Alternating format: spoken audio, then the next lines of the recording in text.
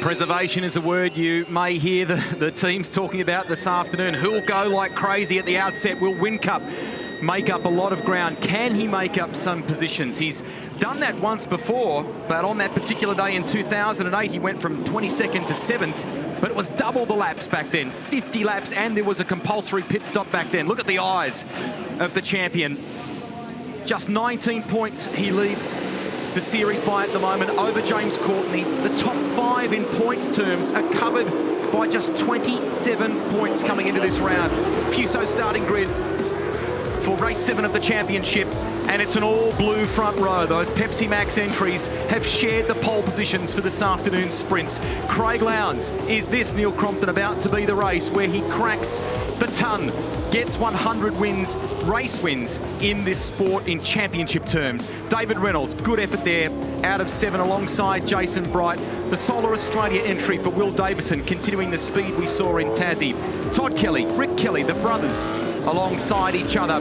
Scott McLaughlin, that brand new car, alongside fellow Kiwi Fabian Coulthard. Lee Holdsworth, Sebastian Bourdais will join him for the Enduros. We learnt that during the week. Good job, Ash Walsh as well there. James Moffat, Andre Heimgartner, Dale Wood, who's back from a recent trip to Bali, but very focused now. Couldn't wait to go racing once again. That's the story. What can Whincup do during this race? He's alongside Scott Pye, Tim Blanchard and Nick Percat. And then David Wall, who was the fast man in session 1 in practice, but he's off the rear of the grid. He's having a real battle getting the appropriate amount of brake pressure applied in the final corner at turn 7. So we have a look here at Craig Lowndes on board. So you really need to be able to get into that brake pedal because of the injury that he's carrying at the moment for David Wall. It's actually quite difficult for him to manage. So Lowndes, who was on screen a moment ago, second row of the grid, position 3. There he is cresting the hill. Interesting to see how the two Ford boys resolve this at the front. It's a good problem to have for Tim Edwards when you've got your cars on the front row of the grid, but it is still a problem to a degree because you've just got to hold your breath and make sure that the boys manage it in an appropriate way. How would you handle that if you were Tim Edwards? You've got to let them just do their thing, but the deal has to be, please do not run into each other, because if one cuts the other's throat, it'll be an invitation for Lowndes to jump in there. So do anything and everything you want to do, no crunching into each other. Well, this is the most anxious moment of any race, the start. The hard work's been done in qualifying. The idea here is obviously to get to the first corner first and make the most of it. Getting the traction off the line, really critical. We know how hard these cars are to get away. And on this surface, as we've covered, it's very slippery. They'll be driving them away as smooth as they can, try not to give anything away. Chaz Mostert has his teammate next to him too, so they will be fighting into the first turn. Winterbottom on the outside. They are starting to get ready now. Their program of getting the cars off the line with the brakes and the throttle. It's all starting to come together. The heart rates are rising now. Love that sound, love that sensation. The deep roar of the V8s, they're holding them here for some time. You bet Perth SuperSprint is underway. Good start by car 6. Can he hold off Winterbottom in turn 1? But Winterbottom rounds the teammate and will take the lead. Mark Winterbottom from Mostert. Davison fighting here with Tim Slade. Slade will hold it. Will had to jump out of the throttle there because if you keep forcing the issue, it doesn't end well. Great start, Mark Winterbottom. They both got a very equal initial jump, but Frosty was able to go on with it and then had sufficient launch power to be able to then come back across and grab the ideal line and get back to the cleanest side of the road. What you don't want to do in that first corner is spend too long out in the dirty stuff where there's more dirt and rubber. Jamie Whincup, we saw a shot of him there a moment ago. 19th place right now, big lock up from one of the Nissan Altimas. Just manages to stop it, I think, Todd Kelly. Kelly, it was in car number 7. That was a big one. There he is.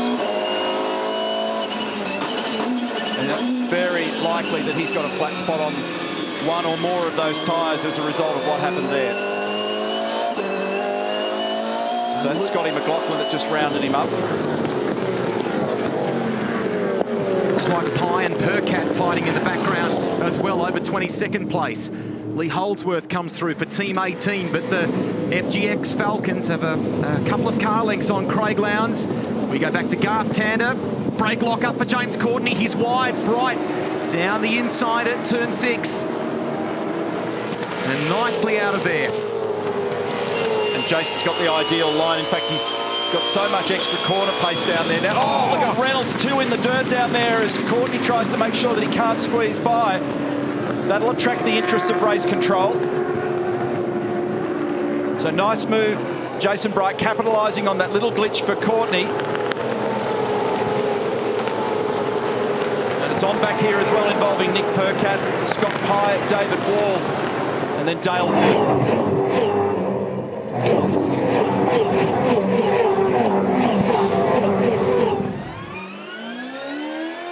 View from Whincup as things got underway. Made up some good ground. He's sitting in 19th at the moment. He copped a fair whack there from Michael Caruso. And Jamie's in that zone that I spoke about a moment ago where he's wide in turn 1. There's no grip available out there at all. And he's copped a hip and shoulder from Andre Heimgartner as well. And fed him wide over the top of the hill. The perils of dealing with the traffic. And check this out on the replay. And as Courtney tried to go down the inside of Jason Bright, probably unaware of the fact that Reynolds was there. And David ended up with 2 in the grass at one point. Shades of 2013 that involved Scott Pye. That's Brad Wuscherson, engineer for David Reynolds. And in the background there was Paul Radicic. Back to the front. Lowndes looks like he's picked up a little bit of ground on these two. Maybe a car length. Bit closer. Mostert chasing his teammate. Last lap around for Mostert was the best, a 58.24. Fastest lap so far. A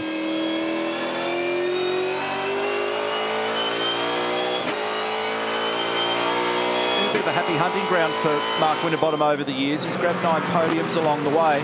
He's working for this though, isn't he, at the moment, because he's got Chaz right underneath him. One of the things that they'll need to carefully manage inside the garage at Pepsi Max is neither of them pushing each other to the extent that they actually hurt each other's tyres, because that will advantage Craig Lowndes. So big pressure on Winterbottom at the moment. And in fact, the last lap through, it was only 2/100ths of a second, but Mostert was actually the fastest of the two of them.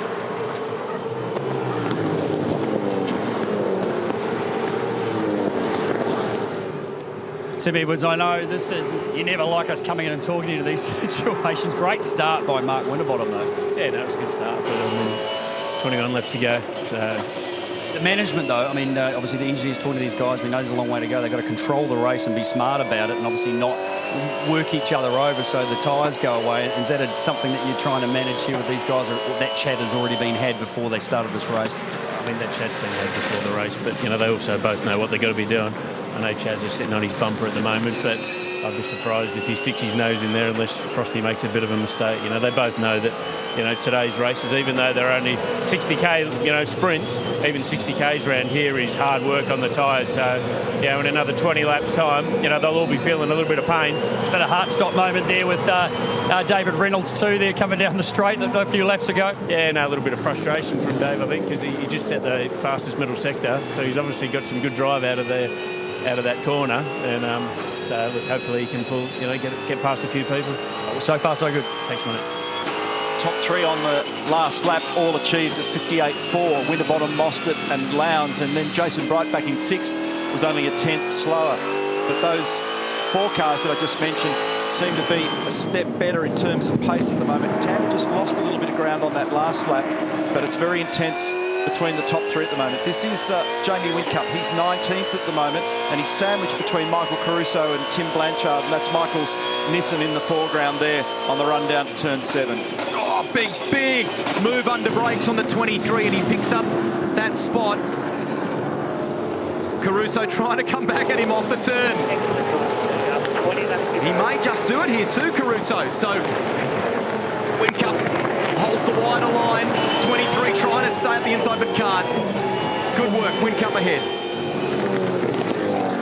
Gee, that was a feeler gauge margin in the end, wasn't it? It was kind of watching that one with interest, with eyes wide open down there at turn 1. So Jamie stayed out high on the ideal racing line and was only just able to hold his ground down there at turn 1. Back at the front of the pack, and incidentally the gap between the cars that we're just looking at and these is about 11 seconds at the moment. So it's exactly 0.22 of a second between Winterbottom and Mostert. Seesawing gap. Let's see what their lap speed looks like, because I'm also interested in the way in which it's tapering on this racetrack. So 58.5 Winterbottom, 58.5 for Mostert, 8.5 for Lowndes, 8.6 for Tander, 8.6 for Van Gisbergen, 8.7 for Bright. Looks angry, that big grill on the FGX, doesn't it? Like it's ready to eat the car in front. Mostert still chasing his teammate. We head back to the 222 of Nick Percat for repair management for Lucas Dumbrell's team. Ahead of him, Andre Heimgartner, Tim Blanchard, the second of the LD cars, just ahead of Heimgartner. New livery this weekend. This is 21st position. Very busy on the wheel through the direction change there, turn 4, 5, and chasing the car a bit through 5 as well. You can see over the top of the hill. So he's just happy to grab it. See that extra wheel work that he's doing in the middle of the corner. Oh, problem here for Tander. So it's got a flat tyre or something's broken at the rear of it. No. Left rear has failed. There's some sort of suspension failure for Tander. He's out of business. Oh, he'll be livid. All that hard work overnight. Something in the rear, feels like left rear. A deflated Garth Tander on the radio as he returns to the lane. They virtually stripped this car overnight, Neil, didn't they? They've done a huge amount of work, HRT, post-Friday practice. Okay, stop. Do not turn it off, turn it off. It's all over, it's all over. Yeah, it was an engine change last night. Go, fellas. Get the Go Jacks. Let's get it into the garage. Of course, they've got very little in the way of time to turn the car around. That's what their focus will be now. So they get it on the Go Jacks, get it in the garage and get it repaired quickly for the next race. What a shame. Murph? Yeah, guys, there's definitely a failure down there somewhere on the left rear. The suspension, one of the components there has let go, I think, of some description. Can't quite tell what it is, but there's a lot of movement. The guys were able to move that whole section, the upright and everything around quite a bit. So they pulled it straight into the garage. That'll be the end of GT for this one. I think they'll focus on getting it fixed for race 8. Murph, is there any evidence of damage? Has he had a rub from somebody? No, Neil, it doesn't. I mean, he wasn't near anybody from what I last saw him on track. There's no sign of any touch or anything there. So maybe something to do with a curb potentially that's maybe got out of shape that we haven't seen. But the guys are going to work on it now. We've all had that situation at turn 7 when the car's really crossed up. If you just happen to jag it at the wrong angle and hit it really hard, the load that goes through the suspension there is very bad. So if there's no obvious external damage from a rub or a bit of action down towards turn 1, chances are that's turn 7 that's given it some sort of a jolt and broken something. Looks like a bit of elastic at times between these three up front. Lowndes seems to get closer to them and then the gap expands once again. So is it a game of time management? Winterbottom leading from Mostert. Lowndes looks closer this time, down into 1. Percat moving by the 111, under brakes. It's 255 k's an hour on approach to turn 7 there. Huge break. He feeds him an elbow, and the Kiwi won't be happy with that. He's not letting go. He's got to be careful here because Scott Pye's just in this mix as well, immediately behind. There he is in the background of the MTU DJR Team Penske car number 17. Garth Tander, incredibly disappointing, mate. Obviously, the suspension looks like a lower control arm has broken there. Did you touch anything, or just no sign of that? It just failed? Nah, something. I think it's just failed. Just on the short shift out of turn 4 into turn 5. So even before I was through turn 5, something was wrong, and then thought it was a puncture initially, and then I didn't get an alarm on the dash, so I knew it was some sort of failure. So yeah, pretty gutted. And rightfully so, very gutted, Garth Tander. Interesting, they've kept Garth in the car, and they've obviously had a quick analysis there, Murph, and decided that they could repair it and send it. On that basis, provided they're classified as finishers, there is some points available here, and I think that was a conversation going on between Blake Smith and Adrian Burgess a moment ago. Yeah, well, Neil, they are feverishly working on this. They might actually want to try and get some points. Obviously, there's a 75% rule I think they've probably taken into account, but they are working very feverishly on the bottom A-arm, which has failed on the car on the left-hand side. So there's a bunch of about 4 or 5 blokes on there at the moment. There's one on the ground ready to go back in. So they are looking like they want to get him back out. In points terms, Murph, both HRT entries came into this race in the top 4. Courtney second, and Tander fourth. So look at this as he tries to pull it up. Avoids hitting the Erebus entry, but runs very wide. Jamie Whincup, how late do you like the braking there at 7? Wow. It's remarkable, isn't it, that even a great driver in a great car, when you lose track position and things go wrong in qualifying and you find yourself at the other end of the field, that's when the war games begin. So Courtney's starting to form a queue here a little bit at the moment. He's a busy boy. He's got David Reynolds, Tim Slade, Will Davison, Fabian Coulthard tucked in behind. In terms of Whincup, he qualified outside the top 20. Started P21, is now up to position number 17 as you ride with the Solar Australia entry. Will Davison chasing Slade for 8th.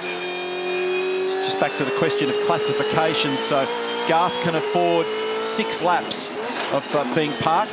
He's got to achieve 19 laps or better in order to be classified. That'll be one of the reasons for the urgency down there at the Holden Racing team. Splitting the views for you from the roof of Davison's car on the left of your screen, and you ride with Tim Slade on the right-hand side. Slade quick in Friday practice for Super Cheap Auto. Said to us on Inside Supercars, he was so disappointed with the result at the end of things in Tasmania. They ran out of fuel. He was running in the top 10 and they thought they might be able to get it there. Had to have a splash at the very end of the race. And when he went to leave the lane, it was closed for the conclusion of proceedings. So it was a pretty disappointed Slade that walked back around the Symmons Plains paddock. So this is good recovery from him. He's in the top 10 at present. Good lap from Mostert last time around. Stays with his teammate.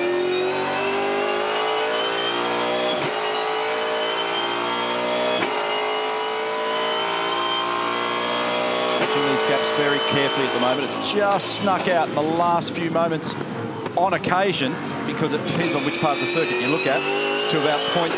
It's actually exactly 0.33 at the moment, but he's really stalking him. Let's stay with Chaz here on the run to 1 and just have a look at him in the office.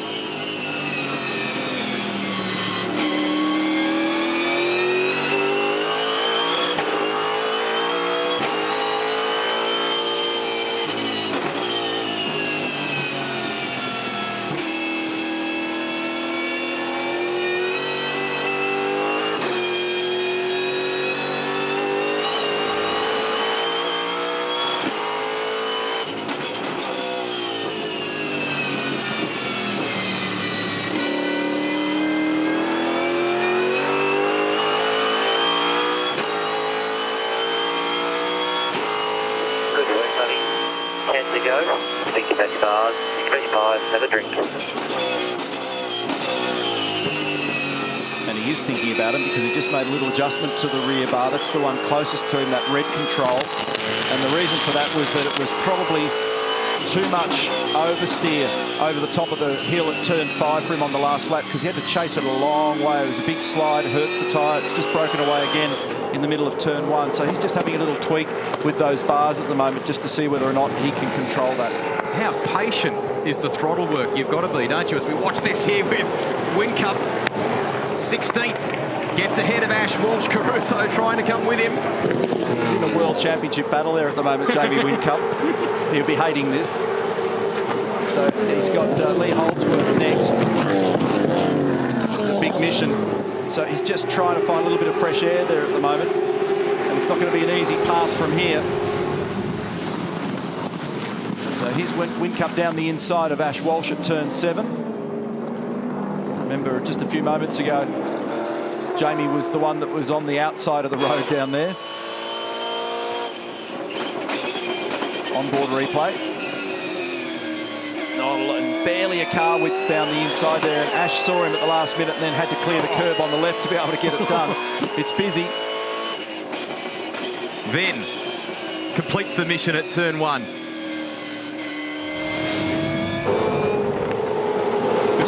Todd Kelly, James Moffat, Lee Holdsworth. So 13, 14, 15. And then this man, Jamie Whincup. Came here as the championship leader and with the best qualifying average. Well, that qualification 21 against his name is going to give there'll be some smoke coming off the calculator as we work those out this afternoon, because that'll be a bit of a punish for him. Very rare for him to have bad qualifying, but they've got to come along from time to time. But it's It's actually been one of the key ingredients. There's lots of elements to his success. One of the key ingredients has been a remarkable history of being able to qualify where he needs to be at or near the front of the field. Really attacking here. It's great to watch. Can he keep doing that, given how many laps we have left in the race? Diminishing returns, the harder you push and the deeper you get into the race, the more you're going to hurt the tyres. You've got to kind of manage that, but he's not giving up, and that's actually been one of the hallmarks also. I mean, you think about Bathurst last year and many other races where often in the dirt is Tim Slade. He's managed to find the grass verge around the outside. So he goes out of a position that was about 12th, I think, 11th or 12th at last check. And, well, Whincup squeezed up on the curb here as Tim comes back on with 30 tyres and tries to hold his ground. Over the top of the hill at 5. Jamie will be having a think about whether or not this guy is potentially a victim here at 6, and he is, and down the inside. So cleaner tyres, and he picked up the throttle a little bit earlier, and Tim's busy sliding there at the moment. He's really battling to hang on. Is the car okay, mate? Yeah, I'm all good. It doesn't take much pickup on the tyres for that to be a wild ride for anywhere between half and one full lap until everything cleans up again. So Courtney now and Will Davison, 7th and 8th. In the paper again today, this whole discussion of the feud between the pair of them that happened in Tasmania. Will says, let's move on here, nothing to report. Apparently, he says, they were asked for a nose-to-nose photo, a bit like a pair of boxers heading into a bout, and Will was having nothing to do with it. He's ahead of him, and he'll take plenty of... And here comes Coulthard now on Courtney into turn 6. James is scratching a bit at the moment, so he's trying to calm the back of the car down. He'll have to yield to Fabian down the inside because he's now in the perfect spot to be able to just maintain a 1.5 tonne spacer between he and the apex of turn 7. James is not giving it away though, so he's going to have another look down the inside at 1. Actually, I think he might have made the stick. Just managed to get in there, and he has. That'll continue with 6 laps remaining between those two guys. Give some breathing space to Will Davison, who's off chasing David Reynolds for 6th. Let's have a look at how he gets it done. Davison in the 9, Courtney in the 22. And they did manage to just exchange a little bit of paint briefly on the exit of 7. There was a bit of spirit between them in Tasmania after what happened down at turn 4 at the hairpin. So Kelly's maintaining a nice position here as well. There he is, just behind Fabian Coulthard, in 10th position in the Jack Daniels Racing Nissan. So he was actually quite happy after qualifying with his car. Typically when they've bolted new tyres on these Nissan Altimas, they've been just battling to try and maintain momentum on old tyres, as we saw yesterday for he and his brother Todd. Some pretty handy performance, but sometimes it hasn't translated. Well, it did today. Well, fellas, just down at Holden Racing Team and had a quick chat to Alistair McVeigh, and I sort of said, what's up with James? Is it just a grip thing? And he sort of said he doesn't really know. I don't know if there's a lot of communication at the moment. James is just trying to get on with the job. But looking at those lap times, just falling back close to that minute. The lap time at the moment, 59.7 for James Courtney in the last one. But he doesn't look too comfortable to me. Just also on the topic of the Holden Racing Team, Garth Tander's still parked in there. So, by the way, no point now. They'll have relaxed on the tools there. They may as well concentrate on getting him out for race number 8 because he can't be classified now for this one. Who will be at the head of things in the U-Bet victory lane? Will it be Mark Winterbottom or Chaz Mostert? Lowndes just drop back. Maybe he'll chalk up win number 100 either this afternoon or tomorrow, but those Falcons look fast. Here's David Reynolds as well in 6th place, so 3 of those cars in the top 10. Good speed from Davison at Erebus Motorsport. We go back here to car 7, Todd Kelly, who sits in 12th place ahead of James Moffat. Shane Van Gisbergen in 4th position at the moment is on for an equal best at this racetrack at the moment as well. So talked earlier in the weekend about the fact that because it's been a bit of a bogey track, consolidation's the answer, and that's what he's delivering at the moment. So just a nice, calm run. And he has to have a think about how he plays this next one because he's had a shocker in qualifying for race 8 coming up this afternoon. So he'll potentially not fight too hard and hang on to those tyres for tomorrow's races. 200 kilometres tomorrow and a combination of hard and soft tyres. How busy was Whincup there? Needed turnbuckles on the wrist to catch it over the top of the hill. Lining up those tyres. Closer here to Holdsworth, who's in 14th place. Jamie started P21. So he's made some good ground. He's been exceptionally good under brakes at this point. Lee will ring me, Lee Holdsworth, next week and go, hey, what are you talking about, a European holiday? Because I had some notes about Walkinshaw Racing from earlier in the week, and it was Tim that actually had the break. So he'll ring me up and go, I'm happy to take a ride overseas if you'll pay for the tickets. So flip that note around, folks, from that reference earlier on. Whincup right on him here. Here's the Toshiba Nissan feeling the pressure as well from the Walkinshaw entry. Not many laps to go, less than 3. There's been some really good racing in this group of cars, haven't there? And it just, again, there's been guys that are just not willing to give any positions at all the way down through the field. That's what we want to see. We know every position matters in terms of points. We want to see them racing that way, and that's what's going on. Oh, look at that. So just dropping off the left rear, chucking up the rocks there. There's a little bit of additional concrete verge out there at turn 6 now. But you can still end up just having a terrible corner exit if you come off there slowly. So that's Courtney that is again just continuing to show the evidence of the back of that car being unstable. He's a bit vulnerable at the moment, isn't he, to Scott? Glimpse there a moment ago of the provisional point standings at the end of this. Critical to note, Lowndes will take the lead, given the tough qualifying that Whincup has had. If things are to stay the way they are, Craig Lowndes will move to the top of the point standings ahead of this afternoon's race. Back with the Volvo. Short shifting there, so not using all of the available revs or power for Scott McLaughlin.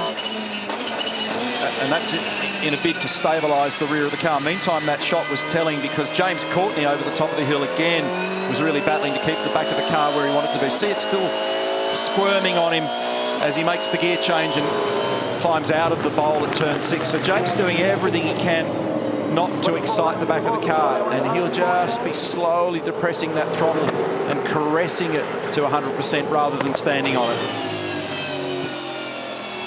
Must be such a frustrating feeling. It's a bit like driving in the wet. Seriously, it's as the tyres get greasy, and it's an art form, you've got to try and make it work. It's the same for everybody out there. And there are those Lowndes, as an example, over a long period of time who have made it work here. Jason Bright's got a good record. Mark Winterbottom's typically done well here, as has the guy that's leading the race, although it's all very new for Chaz Mostert because it's such early days in his championship career.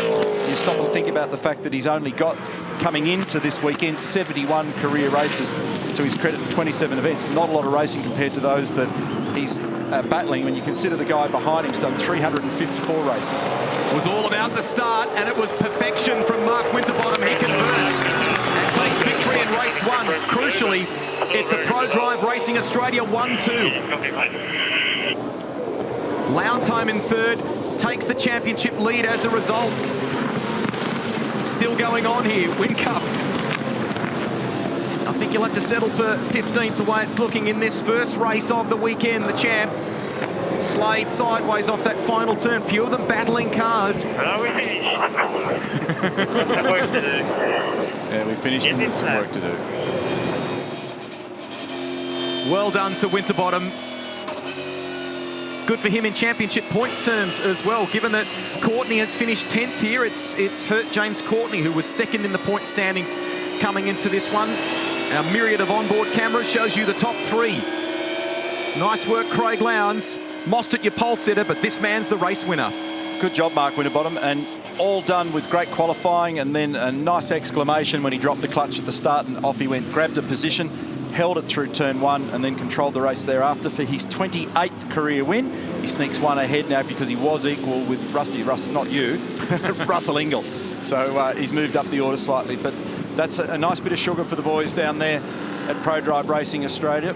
And we've seen evidence of great strength from them so far this year, and they get a nice little bundle of points for both their boys. Great stuff from others in the championship pit lane there. Some cheers from Volvo as the Ford boys came past. Nice stuff. And we're getting ready for the U-Bet victory lane. Both of those Falcons are there.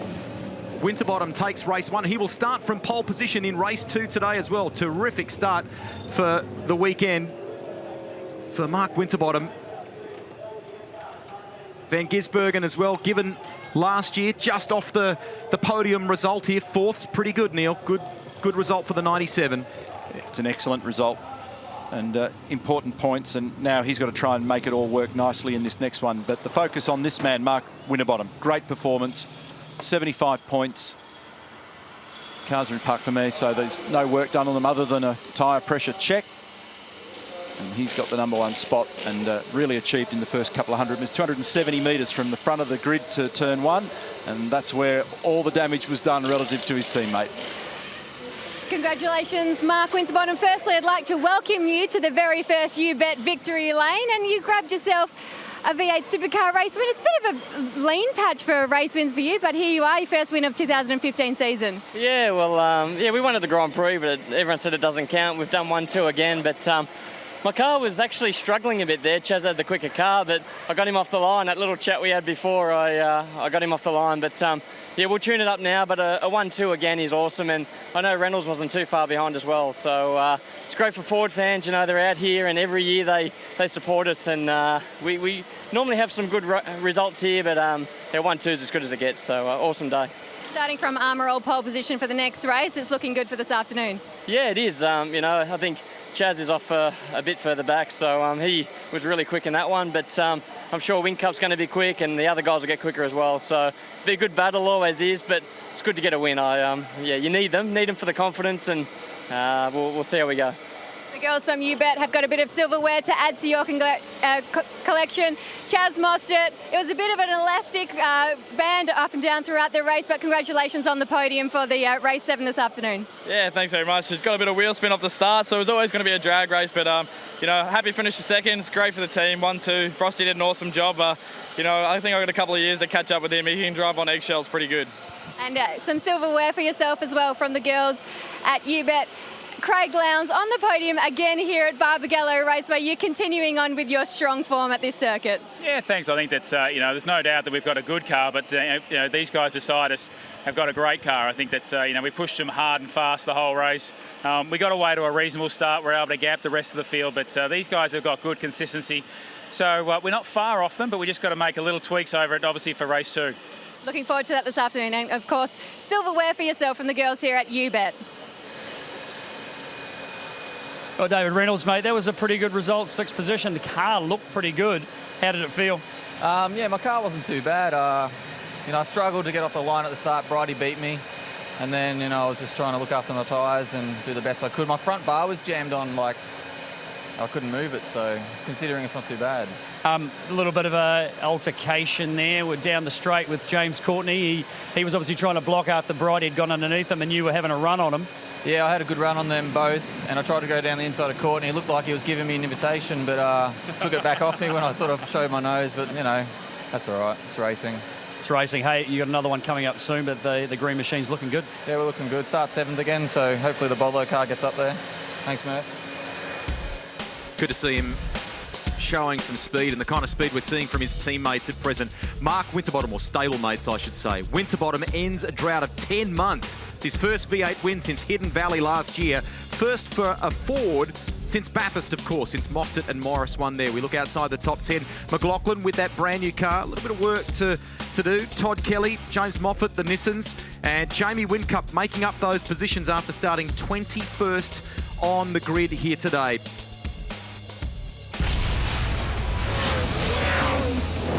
This is how it happened. Race 7 of the championship. Highlights for you now. Looked as though Mostert made a reasonable start, but it was a brilliant jump by Winterbottom on the outside. Look at Whincup off the line. Dale Wood got a shocker. In fact, I think he stalled. He's probably had to use the auto start to get it mobile again. Jamie had kilometres an hour in hand until he got down to the first corner. He had to run around the outside of everybody. Some good battles unfolded from there as he was in the thick of it. Jamie Whincup, we saw this one. Reynolds talked about it just a few moments ago. He thought the opportunity was there from James Courtney, and then it was promptly shut by the 22. David was a little bit lucky that there's a concrete patch there that he transitioned on the way back to the racetrack. Thankfully, he didn't spend too much time in the dirt and the grass down there. As you said, could have been shades of Scott Pye a couple of years ago. Adam DeBore and Mostert's team look on, a frustrated Grant McPherson, but he needs to be happy because Craig Lowndes has taken the championship lead. What a difficult outing for Garth Tander and the Holden Racing team. Adrian Burgess hopeful of getting that car back out and getting some championship points. Tander was in the top 4, the hometown hero coming into this one. Percat in the thick of things with Andre Heimgartner, fed him an elbow. Scott Pye in the background. Whincup picked up another spot as he moved ahead of Ash Walsh. See him fighting for every last metre though, isn't it? And there were some really good battles down the order in this race. So Tim Slade, Jamie Whincup, just one of those exchanges. This was a nice move by Will on James Courtney down at turn 7 as well. Tiny little touch on the exit of the corner, but in the end these guys just had more than everybody else. It's a 1-2, and the first visit to the U-Bet victory lane goes to Mark Winterbottom here in WA. Falcons have been quick at so many different circuits and looking good here in the West.